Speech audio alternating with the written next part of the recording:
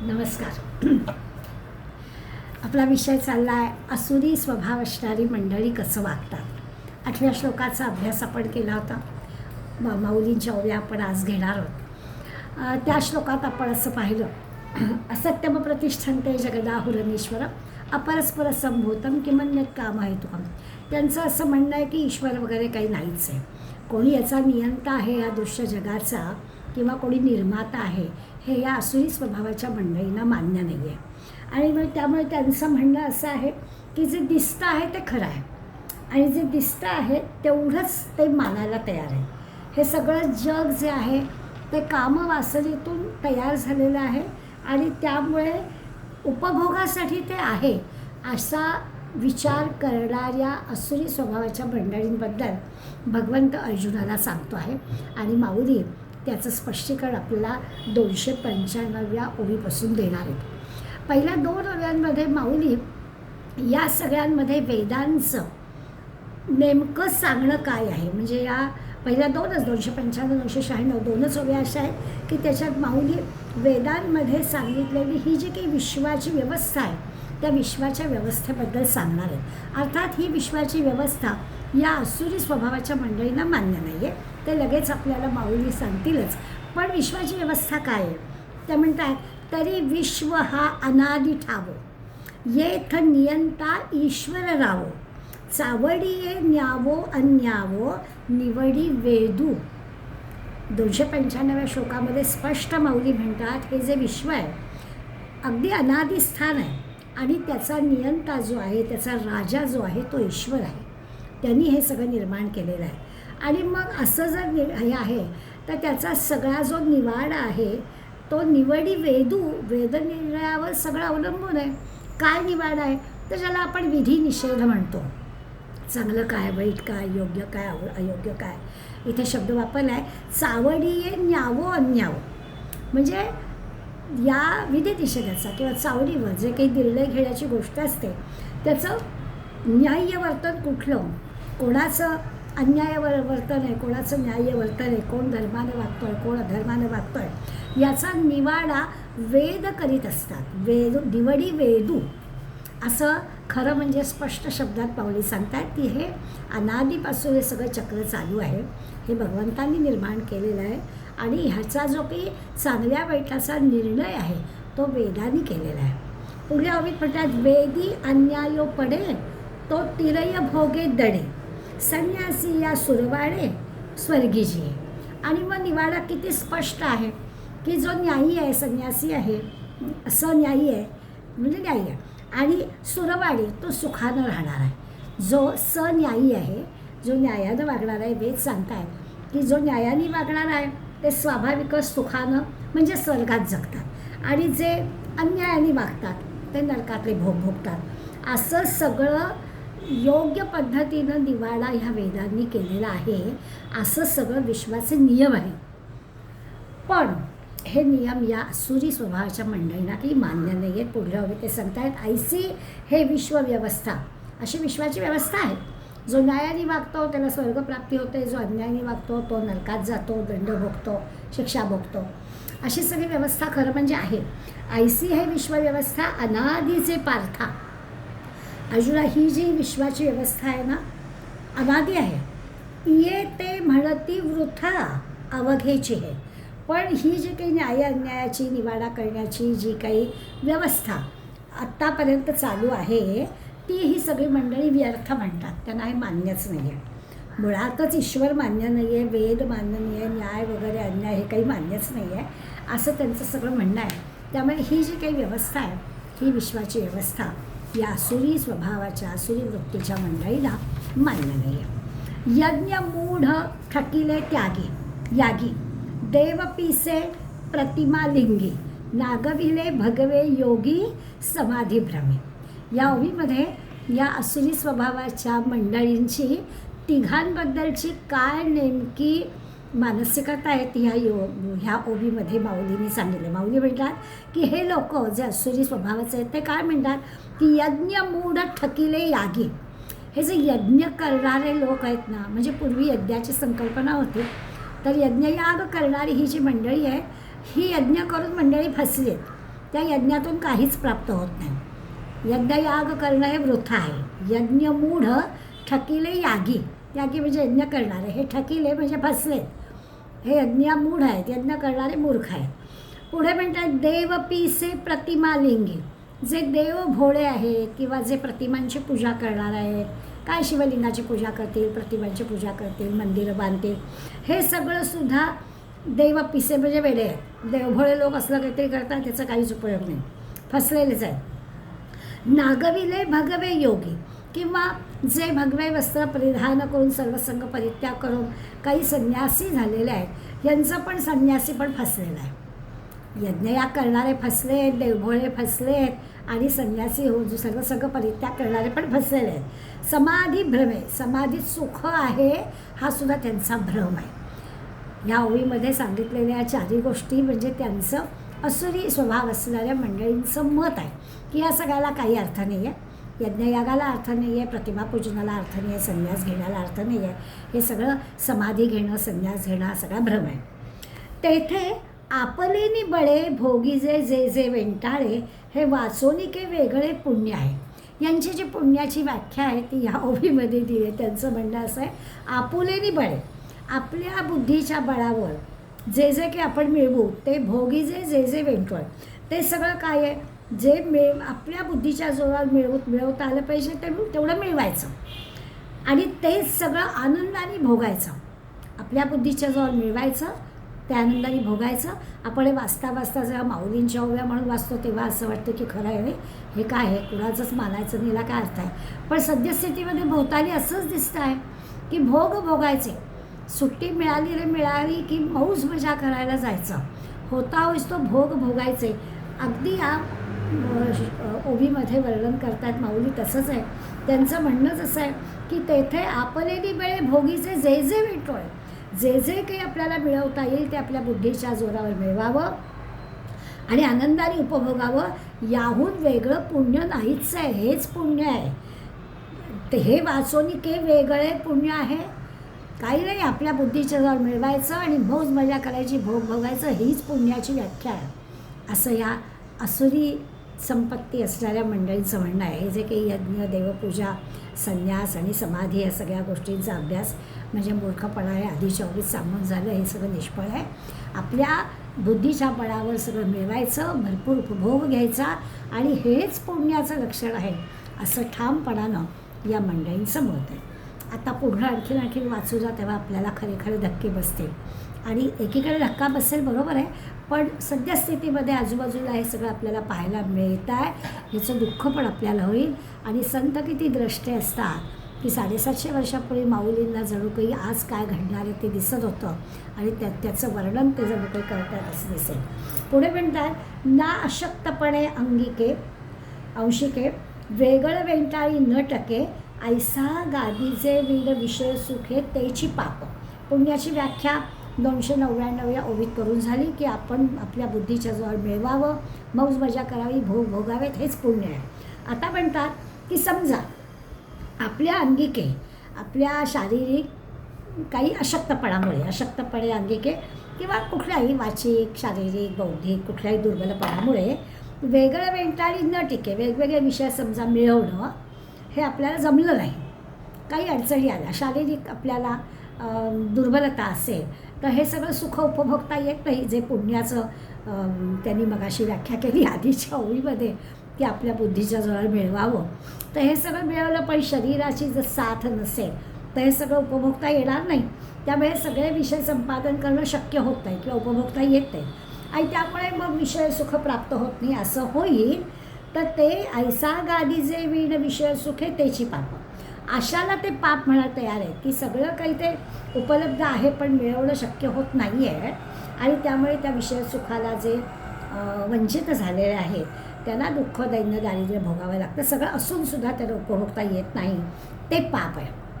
आता ह्या ओवीशी पुन्हा आपण अडतोच, असं वाटतं की खरंच आहे की सगळं आहे, पैसा आहे, उपभोगाची साधनं सगळी आहेत, पण तरी देखील शरीर साथ देत नाही आहे. नेहमी आपण म्हणतो ना की दात आहेत पण चणे नाहीत आणि चणे आहेत पण दातच नाहीत, तशी ज्यांची अवस्था आहे त्याच्याबद्दल ते म्हणतात की उपभोगणं शक्य आहे, उपभोगण्यासाठी सगळी उपलब्धता आहे, परंतु शरीर साथ देत नाही हे पाप आहे. हे ह्या आसुरी मंडळींचं म्हणणं आहे. नाहीतर आपल्या आपल्या शक्तीच्या बळावर, आपल्या आपल्या बुद्धीच्या बळावर मिळवावं, उपभोग घ्यावा, मौज मजा करावी, हे पुण्याचं आहे. आणि हे सगळं मिळवणं शक्य आहे, परंतु शरीर दुर्बळ आहे, त्यामुळे उपभोगता येत नाही, एवढंच फक्त पाप आहे. पुढे म्हणतात, प्राण घेपती संपन्नाचे, ते पाप जरी साचे, तरी सर्वस्व हाता ये तयांचे पुण्य फळ की. या 301व्या ओळीमध्ये पापपुण्याच्या तुमच्या आमच्या ज्या कल्पना आहेत त्या सगळ्या धुळीला मिळालेल्या आहेत. स्पष्ट शब्दामध्ये हे असुरी संपत्तीची मंडळी व्याख्या करतात. प्राण घेपती संपन्नाचे, संपन्न असणाऱ्या श्रीमंताचे प्राण घेऊन पाप जरी साचे, म्हणजे त्याचे प्राण घेऊन त्याचं सगळं जरी मिळवलं धनाकरिता, त्याच्या असणाऱ्या पैशाकरता, त्या श्रीमंत माणसाचे प्राण जरी घेतले आणि ते जर संपत्ती मिळवली तर त्याला पाप कसं असेल.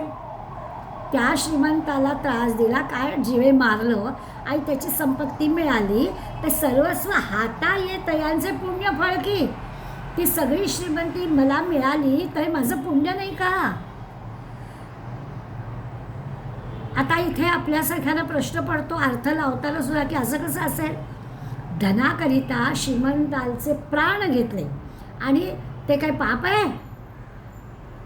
तर ते पाप नाही. त्याच्याजवळचं सगळं धन मला मिळालं, माझ्या हाती आलं, हे माझं पुण्य नाही का. माझ्या नशिबात होतं पण मला मिळालं, आता त्याला त्रास देऊन मिळवलं आहे हे लक्षात. तर ते त्याच्याकडे ह्या आसुरी संपत्तीचे, आसुरी स्वभावाची मंडळी विचार करा नाही, ये न काही न प्रकारेनं माझं काम झालं की झालं, हे पुण्यच आहे. त्याची सगळी श्रीमंती मला मिळाली, हे माझं पुण्य नाही का, असं स्पष्ट ते म्हणत आहेत. हे आपण पाहिलं की असं वाटतं अरे बापरे, खरंच जगामध्ये सध्या असंच चाललेलं आहे की काहीही होऊ दे, दुसऱ्याला त्रास देऊन दुबाडून आपण आपला स्वार्थ साधणं, ही जी काही सध्या भोवताली आपण ऐकतोय पाहतोय, ते पाहिलं की असं वाटतं बाहुली वर्णन करतात ते बरोबर आहे. यांच्या पुण्याची व्याख्या ही अशीच आहे. माझं काम झालं की झालं, मला मिळालं ना, तो दुसऱ्याला त्रास देऊन, दुसऱ्याला संकटात लोटून, दुसऱ्याचं खेचून घेऊन घेतलं तरी सुद्धा मला मिळालं ना, त्या मला मिळाल्यामध्ये मी माझे भोग भोगीन, अशी वृत्ती या मंडळींची असते. बळी अबळाते खाय, हेची बाधित जरी होय, तरी मासया का न होय निस्संतानं. आता या ओळीमध्ये आपलं कसं बरोबर आहे हे उदाहरण देऊन हे असुरी मंडळी पटवून देतात आपल्याला की आपण ज्या पुण्याची कल्पना करतो की दुसऱ्याचं मी लुबाडून घेतलं असलं तरी मला मिळालं आहे आणि त्याच्यावर मी माझे भोग भोगणार. त्यांचं म्हणणं असं आहे की ही गोष्ट बरोबरच की बलवान दुर्बलाला खातो. जो दुर्बल आहे त्या दुर्बलाला खाऊनच बलवान राहतो. त्यामुळे हे काही निषिद्ध असल्याचं कृत्य नाही. बळी अबळा ते खाय, ह्याची बाधित जरी होय, ह्याला पाप म्हणायचं का. की बलवान जो आहे त्याने दुर्बलाला खाल्लं, हे पाप होऊ शकत नाही. मग उदाहरण दिलं आहे, तरी मासया का न होय निस्संतानं. असं म्हणतात की मोठे मासे लहान माशांना खातात.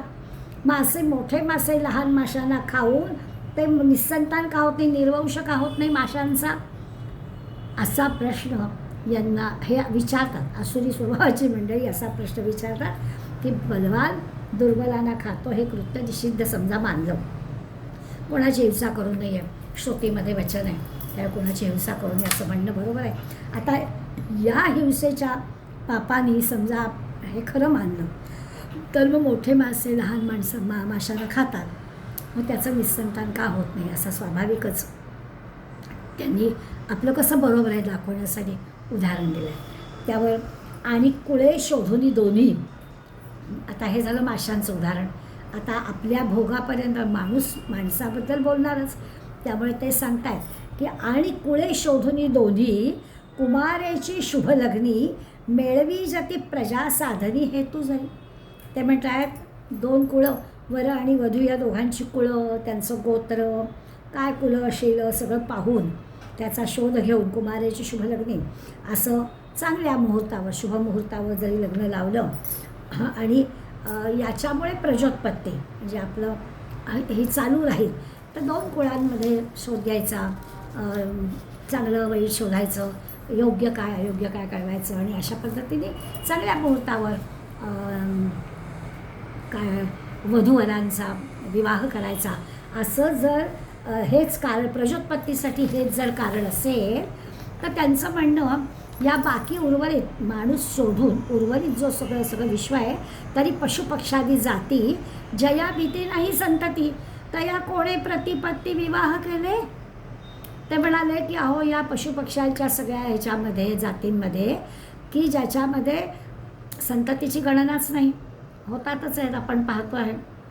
तर या पशुपक्ष्यांची जी काही चाललेलं आहे, कुळाकुळं मोठं होतं आहे, त्यांची वर्षोनिवर्ष या पद्धतीनं त्यांची संतती होते आहे. तर त्यांनी काय प्रतिपत्ती विवाह केले, त्यांनी काय मुहूर्त पाहून विवाह केले, त्यांची वाढतेच आहे की संतती. त्यांना नाही पाहावं लागत कोण योग्य आहे कोण अयोग्य आहे, कुठल्या कुळातलं आहे, काय गोत्र आहे, मुहूर्त चांगला आहे की नाही, हे काहीच ते पाहत नाहीत. पण त्यांची संतती हवी तेवढी वाढते की. म्हणजे त्यांचे विवाह हे काही शास्त्रविधीला धरून वगैरे होत नाहीत. याचा अर्थच असा आहे की अगदी शास्त्रविधी न करता विवाह जरी झाले तरीही संतती होते. यावरून माणसाच्या बाबतीतसुद्धा अगदी विधीपूर्वक सगळा विवाह व्हायला पाहिजे, तोच प्रजोत्पत्तीला कारण आहे असं मानण्याचं काही कारण नाही, असं ह्या असुरी स्वभावाच्या मंडळीने पशुपक्ष्यांचं उदाहरण देऊन सांगितलं की संतती होते. नर आणि मादी एकत्र आले की संतती होतेच. त्याच्यासाठी काही शास्त्र वगैरे बघावं लागत नाही, मुहूर्त बघावे लागत नाही, योग्य अयोग्य बघावं लागत नाही, असा विचार ह्या 304 या ओवीत या असुरी स्वभावाच्या मंडळींचा माऊली सांगतात. चोरीचे धन आले तरी ते कोणासी विष झाले, वालभे परद्वार केले कोढी कोण होय. पुढल्या याच्यात 2 उदाहरणं देतात या ओवीमध्ये माऊली. ते म्हणतात समजा चोरीचं धन घरात आलं. आता चोरीचं धन म्हटलं की आपल्याला थोडं असं वाटतं की आपण आपल्याकडे तर काही असं चोरी दुसऱ्याकडून चोरून आपण आणत नाही. आपण इथे शब्द थोडा बदलू, भ्रष्टाचाराचं कुठेतरी चुकीच्या मार्गानं आपल्या घरात पैसा आला आणि मग त्या पैशाचा उपभोग घेता येतं, त्याचे कोणाला काही विष होतं का, ते घेतात की उपभोग बाहेर दिसतं की आपल्याला. वाईट मार्गाने पैसा मिळवलेली मंडळी अगदी ऐशारामात गाड्या उडवत असताना दिसतात आपल्याला. म्हणून त्यामुळे चोरीचे धन आले तरी ते कोणाचे विष झाले, तर त्याला काय ते विष होतं का, चांगला उपभोग घेत असतो तो. वालभे परद्वार केले कोणी कोण होय. आणि पुढल्या 2 अर्धचरणात म्हटलंय तसं आहे की समजा परस्त्री गमन झाले तर काही कोणाच्या अंगावर कोळ फुटत नाही काही. म्हणजे परस्त्रीकडे जाणं हे सुद्धा त्यांना ते गैर आहे असं त्या असुरी संपत्तीच्या वाटत नाही, तो व्यभिचार वाटत नाही. परद्वारी गेलं तर काही परस्त्रीकडे गेलं तर काही कुष्ठरोग होत नाही काही.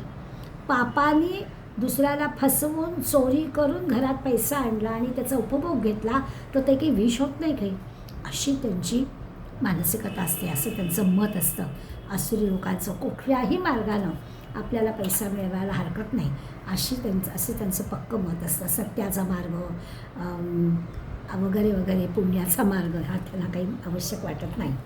म्हणून देवो गोसावी तो धर्माधर्मू भोगवी आणि परत्राच्या गावी करीतो भोगी. आणि पुढल्या ते म्हणूनच देवो गोसावी म्हणजे देव या सगळ्या विश्वाचा गोसावी म्हणजे राजा आहे हे त्यांना मान्य नाही. सत्ताधीश आहे, देवराजा आहे, देव निर्माता आहे आणि सगळ्या धर्माधर्मू भोगवी, तो सगळ्या जीवांना चांगलं वाईट धर्म अधर्म पाप पुण्य याची फळं भोगायला लावतो. आणि परत्राच्या गावी करीतो भोगे. आणि जो परत्र म्हणजे परलोक, इहलोकी किंवा परलोके दोन्हीकडे जाऊन त्याचे भोग त्याला मिळतात. म्हणजे इहलोकी जर पुण्याचं काम केलं तर स्वर्गात जायला मिळतं आणि जर इहलोकी वाईट काम केलं तर नरकात जावं लागतं, जे आधीच्या ओवीमध्ये सांगून झालं आहे त्याचाच इथे मिळा. परत्राच्या गावी करीतो भोगी, तर त्याप्रमाणे भोग त्याला प्राप्त होतो. त्यामुळे देव या विश्वाचा खरा सत्ताधीश आहे, पण हे त्यांना मान्य नाही आणि त्यामुळे पापपुण्याची फळं देव भोगायला लावतो हेही त्यांना मान्य नाही. खरं तर असं आहे, इहलोकी तुम्ही पुण्याचं काम केलं, चांगलं काम केलं तर स्वर्गप्राप्ती होईल. इहलोकी जर पापाचरण केलं तर नरकात जावं लागेल. ही खरी व्यवस्था आहे, परंतु ती व्यवस्था या मंडळींना काही मान्य नाही. परत्र न देवो न दिसे म्हणून ते वावो आणि करता निबे ना ठावो भोग्या सुखवण. आता याच्यात या ओवीमध्ये ते सांगतायत अशी ही जी काही समजूत आहे त्यांच्या दृष्टीने ती खोटीच आहे की तो देव सगळ्याचा निर्माता आहे, देव सगळ्याचा नियंता आहे, पापपुण्याच्या गोष्टी देव सगळं करतो. खरं म्हणजे त्यांच्या दृष्टीने परलोक नाही, देव नाही, जे काही डोळ्यांनी दिसत नाही आहे ते काही नाहीच आहे अशी मुळी त्यांची पक्की आहे. तर देव दिसत नाही त्यामुळे देव नाही. आणि त्यामुळे देहाबरोबर कर्माचा देह गेला, हा देह टाकला की कर्म करणारा करता पण गेलाच ना. मग कसला आला आहे भोग्य पदार्थ आणि कसला आला आहे काय पाप आणि पुण्य असं त्यांचं म्हणणं आहे. परी परत्र न देवो न दिसे म्हणून ते वावो. स्पष्टपणे वावो म्हणजे व्यर्थ. ते म्हणतात हे सगळं दिसत नाही म्हणजे नाहीच आहे, व्यर्थच आहे. प्रत्यक्ष हे प्रमाण जे दिसतं आहे ते खरं आहे. त्यामुळे त्यांच्या मनामध्ये देह नष्ट झाला की सगळा विषय संपला. देह नष्ट झाला म्हणजे करताच संपला ना. मग करताच जर नाही, करणाराच जर नाही आहे तर भोगत्याचा पण काय संबंध. त्यामुळे त्याला तो भोगता पण नाही आहे. आत्म्याला काही पुनर्जन्म नाही. त्यामुळे परलोकात जाऊन ती कर्मफळं भोगायची वगैरे वगैरे. ईश्वर, परलोक, पाप, पुण्य हे काही त्यांना मान्य नाही. जे दिसतच नाही आहे त्याच्यावर काय विश्वास ठेवायचा. जे काही म्हणजे त्यांचं अस्तित्व मानायचं पण कारण नाही आहे. कारण जे दिसतच नाही आहे ते आहे कशाला म्हणायचं असा त्यांचा स्पष्टपणानं युक्तिवाद आहे. आणि त्यामुळे नंतर काय होतं, देह टाकल्यानंतर काय होतं याच्याशी आपला काही संबंध नाही आहे. आत्ता सगळं मिळत आहे ना ते भोगून घ्यावेत असं म्हणणं आहे. आणि मग त्याच्यासाठी माऊली उदाहरण देतात. येथ उर्वशिया इंद्रसुखी जैसा का स्वर्गलोके तैसाची कृमी ही नरकी लोळतुष्लाक. ह्या असुरी मंडळींचं म्हणणं असं आहे की जे काही याची देही याची डोळा जे काही मिळत आहे ना त्याला खरं मानायचं. जे दिसतच नाही आहे, कधीतरी मिळणारे, देह टाकल्यावर होणारे कसलं पाप पुण्य ह्याला ते काही मानायला तयार नाही. म्हणून ते उदाहरण देत आहेत की समजा त्यांचं म्हणणं असं आहे की हे सगळं नर आणि नारी म्हणजे केवळ कामवासनेतून हे जग निर्माण झालेलं आहे असं त्यांनी म्हटलं आहे. आणि कामवासनेतून जग निर्माण झालं असल्यामुळे त्या कामवासनेमध्येच आनंद मिळण्याची गोष्ट आहे. म्हणून ते म्हणतात उर्वशी या इंद्रसुखी.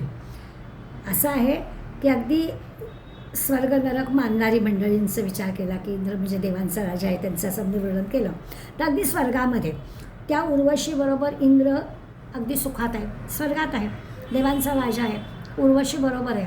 त्यामुळे तो सुखाचे भोग भोगतो आहे. अगदी तसंच म्हणे एखादा कृमी कीटक त्याच्या स्त्रीबरोबर नरकामध्ये कृमी ही नरकी लोळतच लागे. चांगला नरकात लोळत असतो आणि त्यालाही सुखच वाटतं.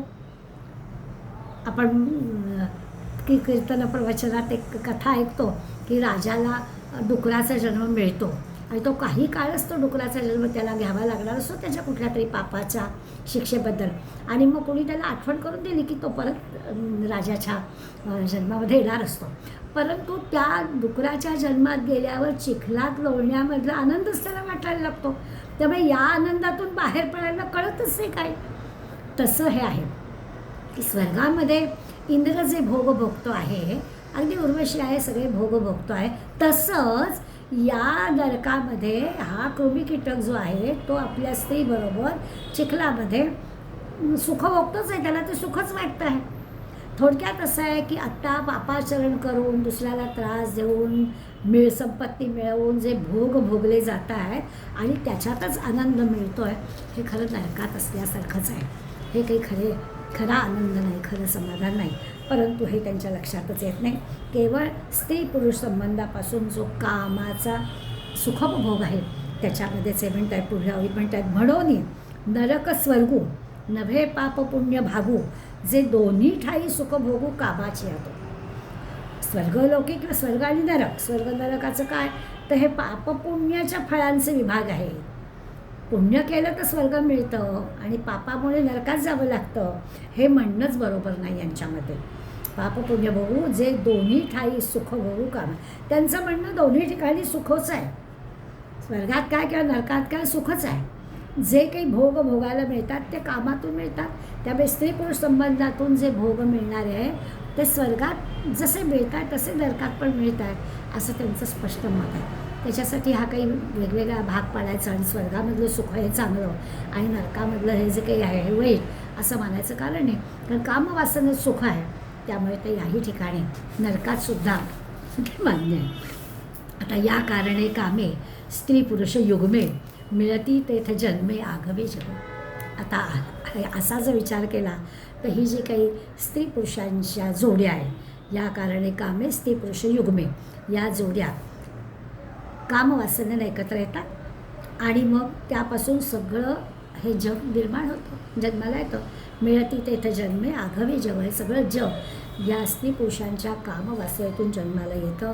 प्राण्यांची सहज उत्पत्ती होत असते, असा ह्या आसुरी मंडळींचा खरा म्हणजे विचार आहे. आता हे सगळं आपल्याला पटणारी गोष्ट नाही आहे, माऊली नाही आहे. माऊली पुढे सांगणार आहेत की आता हे बोलून माझी वाणी खराब होते, आता मी आणखीन वर्णन करू शकत नाही. जे आहे ते सत्य सांगताना आसुरी मंडळी कसा विचार करत हे सांगताना माऊलींच्यासुद्धा जिव्हेला त्रास होतो आहे. आणि जे जे अभिलाषे स्वार्थालागी हे पोषे पाठी परस्परे द्वेषे कामचे नाही.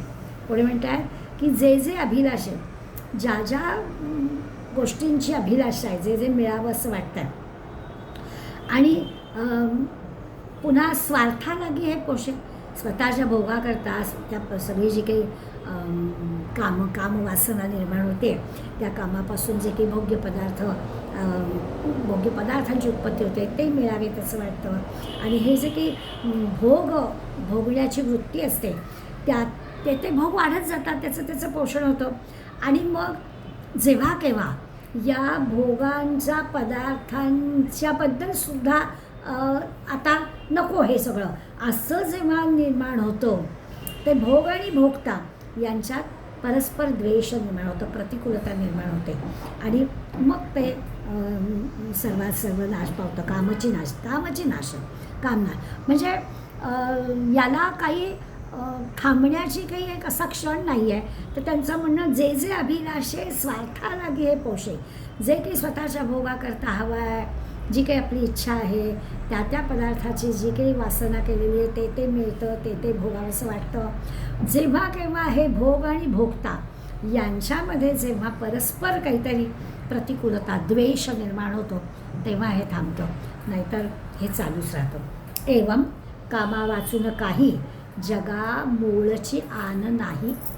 त्यांचं म्हणणं असं आहे की ह्या कामवासनेपासून जगामध्ये दुसरं मूळ काहीच नाही आहे. कामवासना हेच मूळ आहे, ह्यांनीच हे जग निर्माण होत आहे आणि असं संतती चालू आहे, हे जग चालू आहे असं जे म्हणतो आहे, त्याच्या मुळाशी कामवासना. एवं कामा वाचून काही जगा मूळची आन नाही, ऐसे बोलती पाही असुरते. असं हे असुर मंडळी बोलतात की सगळ्याच्या मुळाशी कामवासना आहे, त्याच्यामुळे जग चालतं आहे. जगाचा नियंता वगैरे ईश्वर, निर्माता ईश्वर वगैरे काही नाही, ह्या कामवासनेतून हे जग चालू आहे. आता असो हे किडाळ. माऊली म्हणतात किडाळ म्हणजे निंद्य, वाईट. आता हे थांबूया. बोली न करू पघळ, हे वाईट बोलणं आता पुरे. आता आम्ही आणखीन त्याचा विस्तार करू शकत नाही. पघळ आणखीन विस्तारानं काही सांगत नाही. सांगताची सफोल होत असे वाचा. हे सांगणं म्हणजे वाचा व्यर्थ आहे आणि त्या वाचेला त्रास आहे. कारण हे असुरी लोकांचं हे सगळं मत अगदीच चुकीचं आहे, निष्फळ आहे, व्यर्थ आहे आणि ते सांगणं म्हणजे आपल्या वाचेलाच त्याचा त्रास आहे. त्यामुळे आता मी आणखीन त्याचं काही सांगत नाही. हे निंद्य आहे, सांगणं अवघड आहे. अशी ही असुरी प्रवृत्तीची माणसं,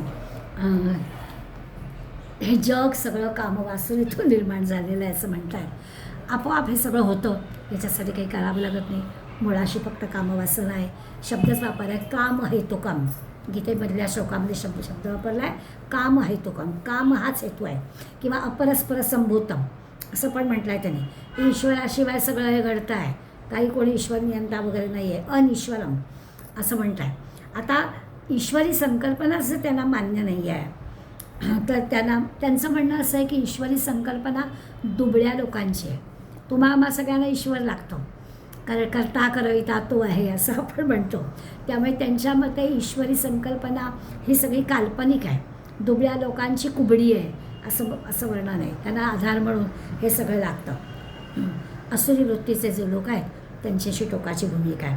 त्यांना धर्म अधर्म पाप पुण्य योग्य अयोग्य चांगलं वाईट स्वर्ग नरक हे काहीही मान्य नाही आहे. त्यांना फक्त सत्ता उपभोग एवढ्याच गोष्टी त्यांना खऱ्या वाटतात. याच्यावरच त्यांचं सगळं मत आहे. सर्वायवल ऑफ द फिटेस्ट म्हणून त्यांनी सांगितलं की मोठे मासे लहान माशांना खातात, याच्यात काही दुसरं नाहीच आहे. बळी तो कानपेळी असं आपण म्हणतो, हेच सत्य आहे. आता स्वाभाविकच आहे, ज्यांच्याजवळ ही शक्ती आहे, म्हणजे कुठल्याही प्रकारची शारीरिक शक्ती म्हणूया किंवा पैशाची शक्ती म्हणूया, हे सगळं जे हवं असं म्हणतो आहे तो त्याच्याजवळ ते असणार आणि तोच भोग भोगू शकणार. आणि मग असं असणारा भोग भोगतो, मृत्यू आला की जमतं. पाप पुण्य सगळं काय खरं खोटं सत्य असत्य, पुन्हा हा देह टाकला की दुसरा जन्म, हे पुनर्जन्म वगैरे हे त्यांना काहीच माहिती नाही. हे सगळं आधुनिक जगामध्ये जे भोगवादी तत्त्वज्ञान सांगितलं जातं. पूर्वी असं होतं बरं का. पूर्वी ही चार्वाक नावाचा जो होता तोही वेद मानत नव्हता, तोही ईश्वर मानत नव्हता. जे दिसतं तेवढंच खरं मानणं असं होतं. आणि परमेश्वर दिसत नाही त्यामुळे तो काही खरा नाही. मृत्यू हाच काय तो मोक्ष असं म्हटलं आहे. त्यामुळे जीव आहे तोपर्यंत सुखाने आनंदाने राहायचं, जगायचं, खायचं प्यायचं, मजा करायची, असं जे भोगवादींचं तत्त्वज्ञान आहे हे पूर्वी चार्वाकाचं तत्त्वज्ञान म्हणून आपण ते स्वीकारलेलं आहे. मग चार्वाकाबद्दल असं म्हटलं जातं, चार्वाकांनी पण निदान भोग भोगायचे पण पूर्णम कृत्वा घृतम पिबेत असं त्याचं वाक्य नेहमी सांगितलं जातं की दारू प्यायला कधी सांगितलं नाही. कर्ज काढा मौज मजा करा, पण कर्ज काढा मौज मजा करा ते काय करा तर निदान घृतम पिबेत असं काही सांगितलं जाऊ दे. पण आपल्या तत्त्वज्ञानामध्ये सर्व प्रकारच्या लोकांना आपण त्यांचं तत्त्वज्ञान घेतलं आहे. त्यामुळे ईश्वर नाही, जगाचा निर्माता दुसरा कोणी नाही, स्त्री पुरुष संयोगातून याच्यातूनच हे निर्माण झालेलं आहे. आणि त्याचं उदाहरण म्हणून पशु पक्षी जीव जंतू यांच्या बाबतीत पण त्यांनी आपल्याला दिलं की यांची निर्मिती अशीच होते. आणि म्हणून माणसाने सुद्धा भोग भोगावेत, धर्म नीती अनीती वगैरे सगळं काही नसतं. कामवासना याच्यातूनच ही सगळी पूर्ती होते, त्यातून सगळं लाभ होतो. ते सगळं ऐकायला लोकांना गोड वाटतं किंवा अलीकडल्या काळामध्ये हे सगळं आपण भोवताली बघतोय पण. आणि त्यामुळे ब्रह्मसत्य जगन मिथ्या. आता जग मिथ्या म्हणजे काय असा विचार केला तर आपल्याला याहीपूर्वी माऊलींनी सांगितलेलं आहे, जग मिथ्या म्हणजे जग नाहीच असं नाही आहे. जगाचं अस्तित्व आहे, सत्ता आहे, पण जे जसं दिसतं तसं नाही म्हणून मिथ्या. आपल्याला जे दिसतं आहे ते सगळं तसं नाही आहे, खरं नाही आहे ह्याचा विचार करा. जगात जी काही विविधता आहे ती सगळी, तिची अनेक रूपं निरनिराळ्या गोष्टी सगळ्या आहेत, अनेक रंग आहेत, अनेक आकार आहेत, अनेक प्रकार आहेत. हे सगळं जे आहे तर या सगळ्याविषयी असणारी जी विविधता आहे त्या विविधतेला आधार देणारं मूळ तत्त्व ते एकच एक आहे, ज्याला आपण ब्रह्म म्हणतो, आत्मा म्हणतो किंवा आपण स्वस्वरूप म्हणतो. याला जाणणं आणि ते शाश्वत आहे, ते सत्य आहे. पण हे सगळं असुरी विचार करणाऱ्या असुरी स्वभावाच्या मंडळींना हे सगळं मान्य नाही आहे की अशा ह्या ब्रह्माच्या आत्म्याच्या अधिष्ठानावर सगळं जग चाललेलं आहे. जगात ही विविधता सगळी आपल्याला दिसते आहे, परंतु त्या विविधतेच्या मुळाशी असणारं जे शाश्वत आहे ते शाश्वत काय ते ओळखता आलं पाहिजे. पण हे असुरी वृत्तीच्या लोकांना हे मान्य नाही. त्यांचं म्हणणं तरी स्पष्टपणाने सांगितलं आहे. त्यांच्या दृष्टीने नरनारी हे संबंध फक्त महत्त्वाचे आहे, त्याचे किती दुष्परिणाम होतील याचा विचार त्यांना नाही आहे. आज आपण ह्याचा विचार केला तर समाज धारणेसाठी विवाह संबंध, पती पत्नी संबंध, नातं संसार, त्यातले जे नीती नियम मर्यादा हे सगळं आवश्यक आहे. केवळ नर आणि नारी किंवा नर आणि मादी असा व्यवहार नाही आहे. या सगळ्याच्या मागे हे जे काही नातेसंबंध आहे, त्याचं जे काही सोबगाच्या ओळीमध्ये झालं की आपली कुठल्या कुळातलं आहे काय आहे, या सगळ्या गोष्टींच्या मागे काहीतरी अर्थ आहे. नुसता असा मुक्त व्यवहार ज्याला म्हणतो तसं नाही आहे. त्याच्या मागे काही मूल्य आहेत, ती मूल्य जपली पाहिजे. पण या मूल्यांचं संगोपन करणार कोण, ही मूल्य जपणार कोण? जर नवीन पिढी चांगली घडवायची असेल तर ही मूल्य जपली पाहिजे. अगदी आधार नसलेल्या जीवांची काळजी कोण घेणार असा जर विचार केला, समाज जर टिकवायचा असेल तर या सगळ्या गोष्टी टिकवल्या पाहिजे. यासाठी धर्म म्हणजे काय, कर्तव्य म्हणजे काय, चांगलं काय वाईट काय हे सगळं कळलं पाहिजे. पाप पुण्य अनिती नीती या सगळ्या गोष्टी कळल्या पाहिजे. खरं आहे, आवश्यक आहे. अर्थात विषय चाललेला आहे आसुरी स्वभावाच्या मंडळींचा, त्यामुळे हे सगळं सारखं मनात येतं. परंतु आसुरी मंडळी काय वागतात तर पुढल्या श्लोकात एता दृष्टीमवष्टभ्य नष्टात मानोल्पबुद्धया प्रभवन्त्युग्र कर्माण क्षयाय जगतो हिताः. म्हणजे या श्लोकामध्ये एताम दृष्टीम अवष्टभ्य. आता ही जी काही दृष्टी आहे आधीच्या श्लोकात सांगितलेली की काही नाही, मस्तपैकी मिळवायचं आणि मजा करायची, ही दृष्टी स्वीकारून नष्टात मानः, ज्याचं आत्मभावच नष्ट झालेला आहे, जो अशा भ्रष्टाचारी व्यभिचारानेच वागणारा आहे, हा जो असुरी आहे त्याच्याबद्दल आहे की त्याचा आत्मभावच नष्ट आहे की जे जसं ज्या पद्धतीने मिळवायचं तसं मिळायचं आणि मौज मजा करायची. पण ते म्हणतात अल्पबुद्धया, अल्पबुद्धीचे मंदबुद्धीचे लोक अहिताः, अहित करणारे किंवा उग्रकर्माणः, उग्रकर्म करणारे जगतः क्षयाय प्रभवन्ति, जगाचा विनाश करण्यास समर्थ होतात.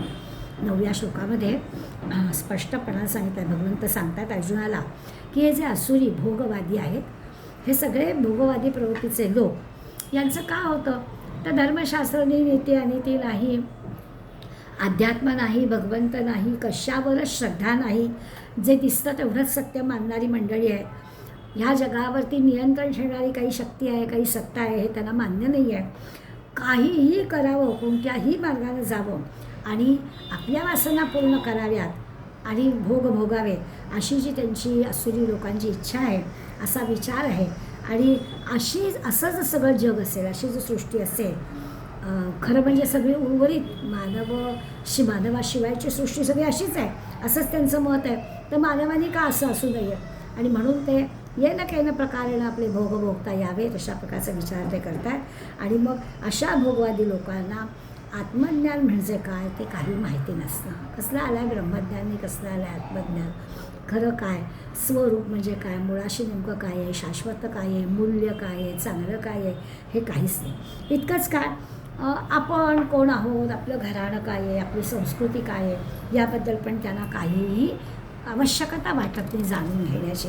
केवळ भोग, ये दिल मागे मोर असं म्हणतात ना, तसं आहे की बस काय आपल्या मनात येईल ते आणि ते भोग भोगता आपल्याला आले पाहिजेत, एवढंच त्यांना कळतं.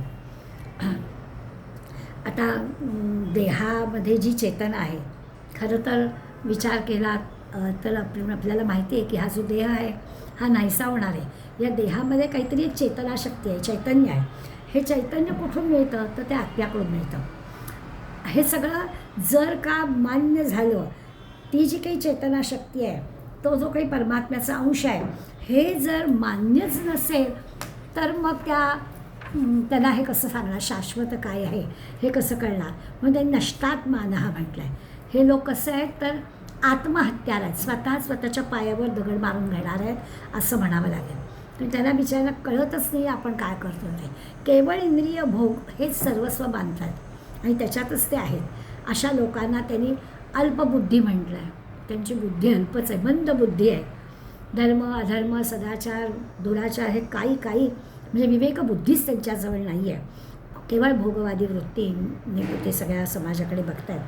आता अशी जी माणसं आहेत ती काहीही करायला प्रवृत्त होतात. त्यांना ते चुकीचं वाटतच नाही ना, त्यामुळे ते काही स्वैराचार ज्याला म्हणतो आपण तसं ते स्वैराचारी असतात. कुठल्याही प्रकारच्या अत्याचार करायला पण ते मागे पुढे पाहत नाहीत. मग अशा आपण म्हटलं की श्रीमंताला मारून त्याचा पैसा लुबाडणं हे पण करायला त्यांना काहीच वाटत नाही. असे जे काही भ्रष्टाचार अत्याचार करणारी मंडळी आहे, हे फक्त असं व्यक्तिगत स्तरावर आपण बोलतो आहे एवढंच नाही बरं का, राष्ट्रस्तरावर सुद्धा आपण या गोष्टी घडतात. आणि अशा वेळेला जो काही हाहाकार उडतो आपल्याला सध्या, तो पण विचार करावा लागतो की राष्ट्राचा विचार केला तर खरोखरच फसवून खोटेपणाने हिंदूंवरती अत्याचार केले जात आहेत, हिंदूंना मारलं जात आहे. रोज आपण घटना ऐकतो आहे.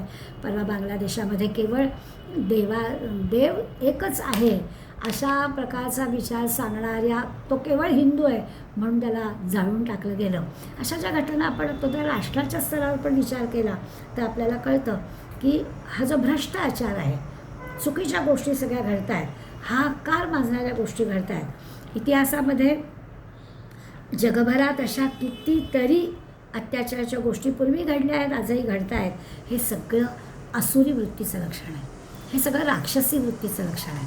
म्हणजे वैयक्तिक पातळीवर भोगासाठी दुसऱ्याला फसवणं हे तर आहेच, पण राष्ट्राच्या पातळीवर विचार केला तर अशा प्रकारचं जे आहे, केवळ हिंदू आहेत म्हणून त्यांना गोळ्या घालून ठार मारणं, ही जी काही आसुरी वृत्ती आहे, या आसुरी आपण हिंदू मंडळी असं म्हणतो की प्रत्येकाने आपापली जी काही उपासना पद्धत आहे ती अवलंबावी, सुखाने राहावं, आपल्याला काही त्याचा त्रास नाही आहे. पण तसं न करता तो हिंदू आहे म्हणून त्याला मारून टाकणं, ही जी वृत्ती आहे ती आसुरी वृत्ती आहे. त्या राष्ट्राचा विचार केला तर हे पण आसुरी वृत्तीचं लक्षण आहे. माऊली आता 314व्या ओळीपासून या श्लोकामध्ये सांगितलेला हा जो मंदबुद्धी आहे किंवा हे जे काही भ्रष्टाचार आणि आसुरी वृत्ती ही चुकीची आहे, ह्याच्याबद्दल अर्जुनाला काय सांगतात ते आपण ऐकूया. 314वी ओळी आहे. आणि ईश्वराची या खंती नुसधियाची करती चांदी, हेही नाही चित्ती निश्चय ऐकू. ते म्हणतात ईश्वराची या खंती, ईश्वराविषयी जो काही म्हणजे ईश्वर नाहीच आहे ना, तो जो काही तिरस्कार आहे किंवा चीड आहे, याची ते काय करतात, नुसधियाची करती चांदी, याच्याबद्दल नुसती बडबड करतात, गप्पा मारतात की ईश्वर नाहीच आहे, ईश्वर नावाची संकल्पना नाही, अशा नुसत्या गप्पा मारायच्या.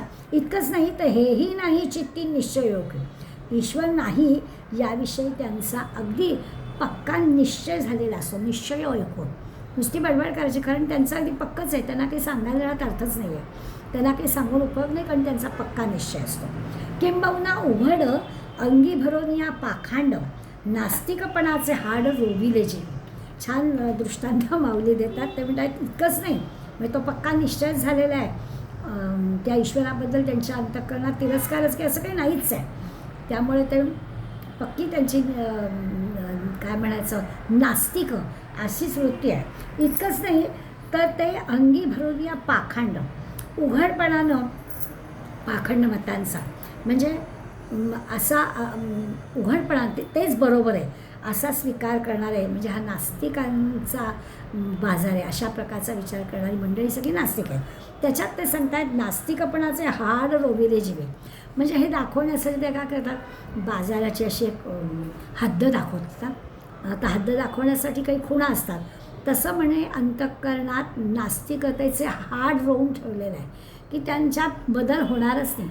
त्यांनी अगदी पक्की स्वतःचे हे करून घेतले की ते नास्तिक आहे, त्यांना कितीही सांगायला गेलं तरी त्याचा उपयोग होणार नाही, असं त्यांचं झालेलं आहे. असं ते पाखांडी आहेत, त्यांच्या मताशी अगदी पक्के आहेत. त्यावेळी स्वर्गालागी आदरू का नरकाचा आडधरू, या वासनांचा अंकुर जळून गेला. आता असं जे वाचतं त्यावेळेला स्वर्गाबद्दलचा आदर किंवा नरकाबद्दलचं भय हे सगळं त्यांना काही सांगून उपयोगच नाही.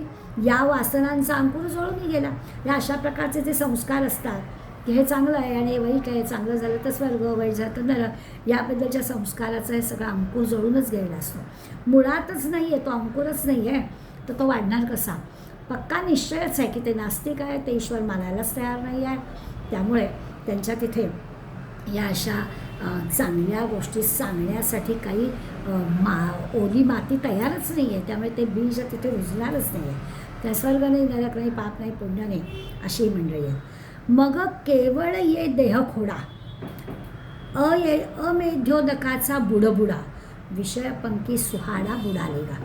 मग ही मंडळी कशी आहेत तर ते सांगतात अर्जुना, ही आसुरी संपत्तीची मंडळी देह खोडा, देहरूपी खोड्यात गुंतून पडून जन्माला देहात आलेले आहे आणि अमेध्योदक म्हणजे अपवित्र, उदक म्हणजे पाणी, अपवित्र पाण्यामधल्या बुडबुड्याप्रमाणे ते ह्या भोगाच्या विषयांच्या चिखलामध्ये बुडतात. हे काय करतात तर आसुरी संपत्तीची मंडळी देहाच्या खोड्यात, देह म्हणून जन्माला येतात, बरोबर आहे, आणि हा जसा एखाद्या अपवित्र वाईट डबक्यातल्या पाण्यामध्ये जसे बुडबुडे असतात तसे या विषयामध्ये ते अडकतात आणि विषयाच्या चिखलात बुडून राहतात. आता हा देह म्हणजे काय, आता हा देह म्हणजे रजोगुणी आहे, वीर्य आहे. त्यामुळे त्याचं अपवित्र जे बुडबुडा म्हटला आहे तो म्हणजे तो वीर्यामध्ये बुडणारा या देहाच्या खोड्यात हे असे अडकले. त्याला दुसरं काही नाही, भोग भोगायचे एवढ्यामध्येच ते अडकून राहतात. आणि त्याच्यासाठी लगेच पुढल्या ओळीमध्ये माऊलींनी दृष्टांत दिला आहे. ते म्हणताय, जई आटावे होती जलचर तई डोही मिळती ढिवर. ढिवर म्हणजे कोळी. उदाहरण दिलं आहे पहिल्या 2 अर्धचरणामध्ये की जलचर जे असतात त्या जलचरांचा जेव्हा नाश होण्याची वेळ येते तेव्हा हा ढिवर म्हणजे कोळी जो आहे तो कोळी जाळं घेऊन त्यांना पकडण्यासाठी येतो. आणि स्वाभाविकच ज्यांचं आयुष्य संपत आलं ते बरोबर जाळ्यामध्ये अडकतात, त्या डोहाशी त्यांच्या जाळ्याशी जमावतात. तसंच म्हणे आहे, जेव्हा या आसुरी संपत्ती असणाऱ्या या माणसाचं शरीर पडण्याचा प्रसंग येतो तेव्हा काय घडतं तर निरनिराळ्या रोगांचा उदय होतो. ही ओवी वाचताना आपल्या अंगावर काटा येतो की खरंच आहे, अलीकडे आपण पाहतोय की इतक्या रोगांची संख्या वाढली आहे. आयुर्मर्यादा पण वाढली आहे, पण रोगही वाढले. ते आपल्याला सांगतायत की का पडावे होय शरीर काही रोगा उदय. जेव्हा ह्या अशा प्रकारचं भोग घेण्याचं हे सगळं संपतं आणि शरीर जर टाकण्याची वेळ येते त्यावेळेला काय घडतं तर रोगांचा उदय होतो. इतकं सहजपणानं देह टाकला जात नाही, ते भोग इथेच भोगावे लागतात. उदय जणे केतूचे जैसे विश्वा अनिष्टाची उद्देशे जन्मती ते तैसे लोकाटो. आता याच्यात निसर्गातलं उदाहरण देत आहेत. ते म्हणत आहे, उदय जणे केतूचे जैसे. धूमकेतू असतो, त्या धूमकेतूचा जो काही उदय असतो तर असं मानलं जातं की काहीतरी अनिष्ट घडणार असेल तेव्हा धूमकेतू येतो. उदय जणे केतूचे जैसे विश्वा अनिष्टचे उद्देश. काहीतरी अनिष्ट घडणार असतं तेव्हा हा धूमकेतू येतो. म्हणजे थोडक्यात तो धूमकेतू म्हणजे जणू काही एखाद्या संकटाचं पूर्वचिन्ह असतं. धूमकेतू दिसला म्हणजे काहीतरी घडणार आहे. तसं म्हणे ह्या आसुरी लोकांचं आहे, जन्मती ते तैसे लोकाटो. हे आसुरी लोक जगाचा नाश करण्याकरता जन्माला येतात. आसुरी लोकांची संख्या वाढली की समजावं या जगाचा नाश होणार आहे, घातक आहे. जसा धूमकेतू येतो तो आपल्या संकटाचं पूर्वचिन्ह आहे, तसं आसुरी लोकांची संख्या वाढते, भोगवादी लोकांची संख्या वाढते. आपल्या विश्वाच्या नाशाकडे आपण चाललो आहे. विरुढली या अशुभ फुटती तैतै कोंभ पापाचे कीर्तिस्तंभ चालत येते. असं आहे की पेरावं तसं उगवतं, त्यामुळे विरुढली या अशुभ. आपण जर वाईटच पेरलं, जे पेरू ते उगवणार आहे. अशुभच पेरलं गेलं तर अंकुर अशुभच फुटणार. वाईटच गोष्टी पेरल्या गेल्या तर येणार काय, वाईटच येणार. तसंच आहे, पापाचे कीर्तिस्तंभ चालत येते. मग पापाचा डंका पिटणारी जी मंडळी आहे ते काय करतात तर ते एका डंका पिटतात म्हणजे जाहिरातीच करतात की अशा प्रकारचं काम, वासना पूर्ण करा, भोग भोगा. आणि मग ह्या अशा प्रकारची जाहिरात होते. पुन्हा त्याच्यातच अडका. वासना, भोग, पुन्हा जन्म, पुन्हा भोग, ह्याच्यातच अडकायला होतं. जणू काही एखाद्याची जाहिरात करावी, खांबावर जाहिरात लावावी. तसं म्हणाले हे चालते बोलते जाहिरात लावणारे खांब आहेत की ह्याच्यातून चांगलं फुटणारच नाही, ह्याच्यातून नाशाकडेच जाणार. आणि मागा पुढा जाळणे वाचुनी आगी काही नेणे तैसे विरुद्धची एक करणे भलते या. मागा पुढा जाळणे, मागचा पुढचा विचार नाही. जसं असतं ना की अग्नी जो आहे त्या अग्नीला कसला मागचा पुढचा विचार नाही, जाळीत सुटणं. जे काही भक्षस्थानी पडेल, जे काही वाटेत येईल त्याला जाळून टाकणं, दुसरं काहीच समजत नाही. मागा पुढा जाळणे वाचून आगी काही नेणे. अग्नीला दुसरं काही नाही, जे काही त्याच्या हद्दीत येईल त्याला तो जाळून टाकतो. तैसे विरुद्धची एक करणे भलते या.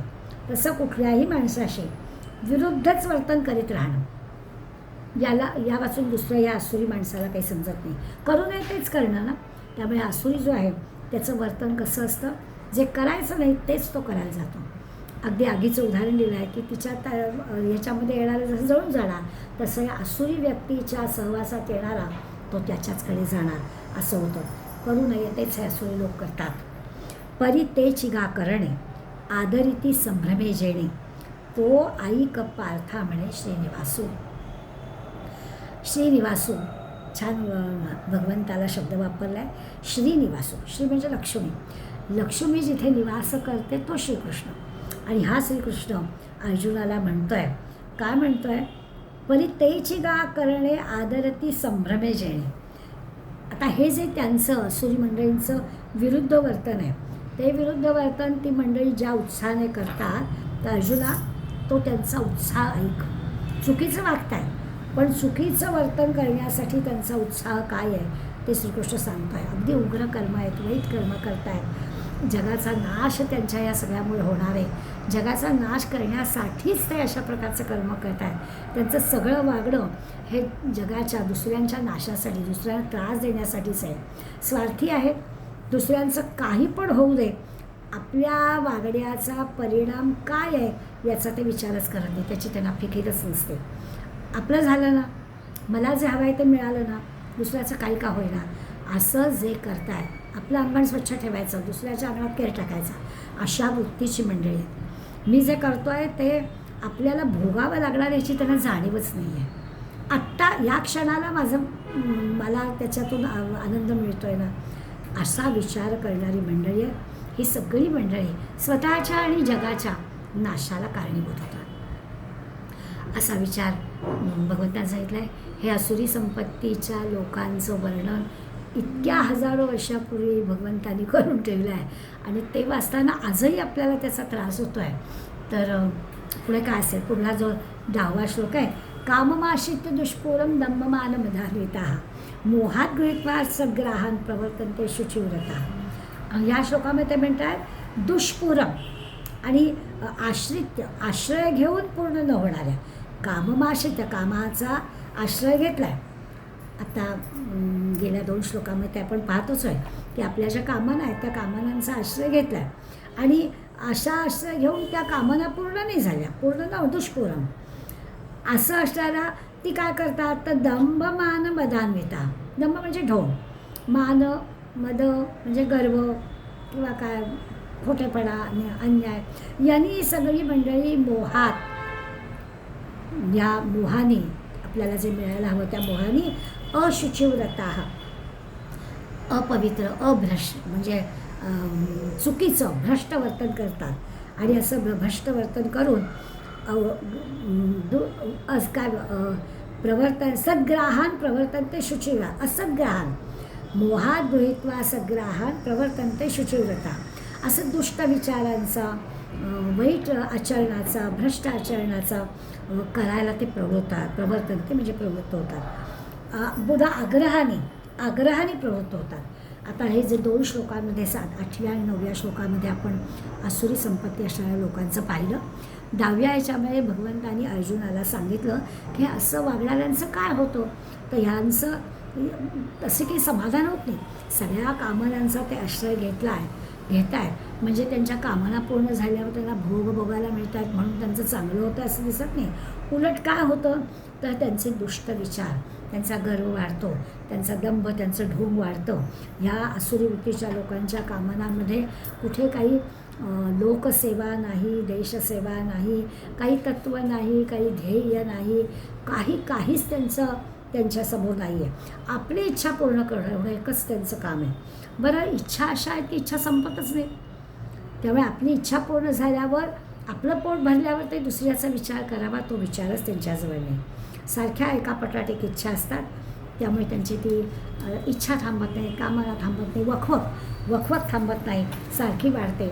आणि असं ह्या भोगवादी लोकांचं जे काही आहे त्या गरजा वाढतात, इच्छा वाढतात आणि अधिक मिळालं पाहिजे, आणखी मिळालं पाहिजे, सतत मिळालं पाहिजे अशी गोष्टी. त्यातच त्यांना सुख वाटतं. हे सगळं मिळण्यामध्ये त्यांना सुख वाटतं. बरं, सुख म्हणजे काय असा जर विचार केला तर पैसा. सुखाच्यासाठी जे भोग भोगायचे त्या भोगासाठी काय मिळालं होतं, सुख म्हणजे हेच की भोग भोगण्याची क्षमता आणि पैसा, सत्ता मिळाली पाहिजे, सुख मिळालं पाहिजे, पैसा मिळाला पाहिजे असा विचार असतो. खरंच विचार केला तर हे पैसेवाले, सत्ताधीश असणारे सुखी असतात का? क्षणभर विचार केला तर आपल्याला असं वाटतं की असं खूप पैसा जवळ आहे, पण म्हणून ते सुखी आहेत का? त्यांना सुद्धा झोप येत नाही, झोपेची गोळी घ्यावी लागते असं सगळे सांगतात की खूप श्रीमंत माणसं असतात, अगदी गाद्या गिरद्या, AC सगळे सुखाचे साधन आहेत, पण त्यांना झोप येतेच. म्हणजे कामना पूर्ण करणं हे काही खरं सुखाचं लक्षण नाही आहे. त्या कामना वाढत जातात, इच्छा वाढत जातात, कितीही घेतल्या तरी त्या पूर्ण होत नाही. अशा कामनांच्या मागे धावणाऱ्या लोकांविषयी भगवंत सांगतोय, दंभ मान मदान्विताः. म्हणजे हा जो दंभ आहे, खोटेपणा आहे, जे नाही आहे, जसं नाही आहे तसं आहे असं दाखवण्याचा प्रयत्न करणं आहे, हे सगळं दंभ या शब्दात येतं. म्हणजे गर्व आहे, मान अपमान आहे, हे सगळं पाठोपाठ येतीलच, एकावर सगळ्या गोष्टी येतातच. त्यामुळे पैशासाठी तो पैशाचा गर्व येतो, सत्तेचा गर्व येतो, बुद्धीचा गर्व येतो, मी अहंकार वाढतो, हे माझं आहे असा भाव निर्माण होतो. ही सगळी मंडळी आपल्या या सगळ्या पोटी दुसऱ्यांना तुच्छ लेखतात, दुसऱ्यांना वाईट लेखतात, दुसऱ्यांना कमी लेखतात. पैशाचा गर्व असणाऱ्या श्रीमंतांशी श्रीमंताचं जे वागणं असतं त्याचं वेगळं असतं. त्या श्रीमंतांशी वागणं आणि श्रीमंतांचं गरिबांशी वागणं हे वेगळं वेगळं असतं.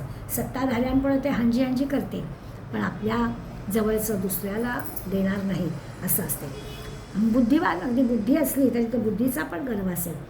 त्याच्यामध्ये सुद्धा सुशिक्षित अशिक्षित असा जो काही भेद असतो, शिकलेला शहाणा असलेला, न शिकलेला अडाणी असलेला, शहरात असलेला खेड्यात असणारा, सगळ्या बाबतीत असणारी मंडळी आपल्या त्या आश्रयाचा गर्व त्यांना असतो. म्हणजे शहरी माणसं खेड्यातल्यांना अडाणी समजतात, सुशिक्षित माणसं अशिक्षितांना अडाणी समजतात. म्हणजे असं ना, इंग्रजी न येणाऱ्या मंडळींना इंग्रजी येणारी मंडळी अशिक्षित होतात, मराठी माध्यमात शिकलेला म्हणजे तो अशिक्षित, अशा प्रकारचं असतं. त्यामुळे कितीतरी खेड्यात राहणारी कितीतरी मंडळी मोठमोठ्या पदावर असतात की हो, त्यांच्याही जवळ बुद्धिमत्ता असते की, पण त्यांना असं कमी लेखलं जातं. अशा दंभाच्या, अभिमानाच्या, गर्वाच्या कितीतरी गोष्टी असतात. आणि अर्थात आपल्याला अशा दिसतात की ह्याच्यातून सुटण्याचा मार्ग खरं म्हणजे आहे, पण आणि तसं म्हटलं तर ठरवलं तर तो मार्ग सोपा पण आहे. पण या जगातल्या प्रत्येकाला आपल्यापेक्षा कोणीतरी मोठा आहे, आपल्यापेक्षा कोणीतरी शहाणा आहे, आपल्यापेक्षा कोणीतरी श्रेष्ठ आहे असं मान्यच नाही आहे. असं जर मानलं तर मग थोडा आपला ताठा कमी होईल ना, की अरे सगळी माणसं आहे, सगळ्यांजवळ बुद्धिमत्ता आहे, सगळ्यांजवळ काही विचार आहे, आपोआप आपला ताठा थोडा कमी होईल. पण तसं होत नाही. माऊली एका वेगळ्या संदर्भामध्ये नेहमी आपण त्यांचं वागतो.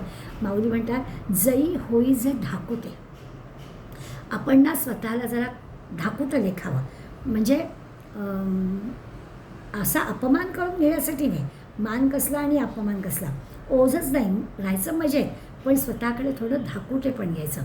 असं धाकुटे पण घेतलंच जात नाही. जी अशी दांभिक किंवा गर्विष्ठ मंडळी असतात ना, अशांना असं वाटतं की मी आहे म्हणून हे सगळं आहे, हे सगळं चाललेलं आहे, ते माझ्यामुळे चाललेलं आहे, माझ्याशिवाय हे होणारच नाही. हा जो काही दंभ आहे, हा जो काही गर्व आहे, तो का होतो? तर भगवंत म्हणतो, मोहात गृहीत्वा असद्ग्रहान. जे असद आहे, जे असत्य आहे, जे अयोग्य आहे, त्यालाच ते धरून ठेवतात. आणि म्हणून हे सगळं जग आपल्या भोगासाठी आहे, आपल्यासाठीच आहे. परमेश्वरी सत्ता वगैरे काही नाही आहे, नियंता कोण नाही आहे. आपल्याला वाटतं तसं आपण वागायचं, आपल्याला हवं ते स्वातंत्र्य आहे. आपल्या जर विचारांचं, आपल्या कृतीचं, सगळ्याचं स्वातंत्र्य आपल्याला आहे, आपल्याला कशाचंही बंधन नाही. अशा प्रकारचं जे आहे ते धर्माचं नीतीचंच आहे असं पण त्यांना वाटतं, मी करतो ते बरोबरच आहे. अशा विचाराचे जे लोक आहेत त्या मंडळींचं जे आचरण आहे ते ह्या आसुरी प्रवृत्तीचं भ्रष्ट असं आचरण आहे. त्यांना ते बरोबर आहे असं वाटतं. प्रत्यक्षात तसं जरी नसलं ते आता आपण सुरुवातीलाच म्हटलं की 26 गुणं दैवाचे सांगितले, चांगले 26 गुणं सांगितले, त्याची माहिती थोडक्यात संपवली. आणि आसुरी गोष्ट एकीकडे भगवंतांनी सांगितलं की ह्याची काय अजून तुला आवश्यकता नाही आहे, कारण तू दैवी गुण घेऊन आलेला आहेस, पण तरीही मी तुला थोडक्यात सांगतो.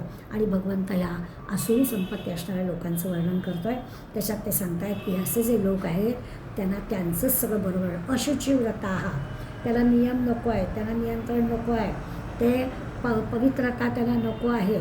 आणि अशी जी भोगवादी आसुरी मंडळी आहे त्यांनी अपवित्रचंच व्रत घेतलं आहे, जे वाईट आहे तेच तसंच करणार, चुकीच्याच मार्गानं जाणार, अशाच इंद्रिय भोगांकडेच ते जाणार, अशाच पद्धतीचं ते वागत असतात. आणि मग अपवित्रता किंवा अशा चुकीच्या वागण्यामुळे जे काही अस्वास्थ्य येतं त्याचं चित्रण भगवंत पुढे करणारेच. माऊली पण आपल्याला 323व्या ओळीपासून सांगणार आहे. पण आपण ह्या श्लोकाच्या माऊलींच्या ओव्या पुढल्या वेळेला पाहूया.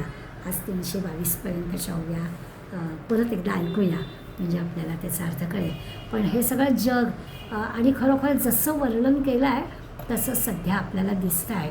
सगळं जग हे भोगवादी झालेलं आहे आणि या भोगवादाचे जे दुष्परिणाम आहे ते गीता आपल्याला सांगणारच आहे.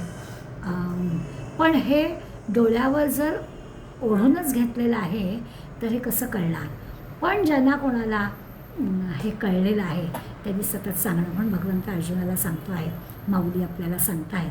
आणि हे भोगणं म्हणजे काही माणसाचं माणूस असल्याचं ध्येय नाही, याचा विचार पुढे आपल्याला भगवंत सांगणार आहे. आज आपण ह्या 322व्या ओळीपर्यंत थांबू. पुढल्या वेळेला 323वी ओळी घेऊया. धन्यवाद.